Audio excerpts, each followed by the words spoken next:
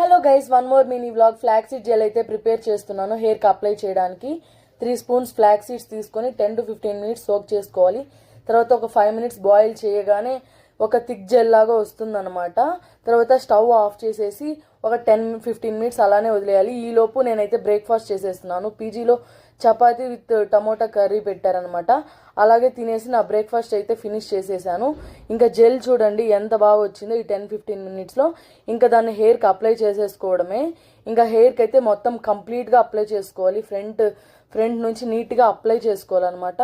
నీట్గా అప్లై చేసేసి హెయిర్ మొత్తం అప్లై చేసేసి బాగా క్లిప్ పెట్టేయాలన్నమాట. ఇంకా కంప్లీట్గా క్లిప్ పెట్టేశాను చూడండి. ఇంకా 30 మినిట్స్ అలానే వదిలేయాలి హెయిర్ మొత్తం.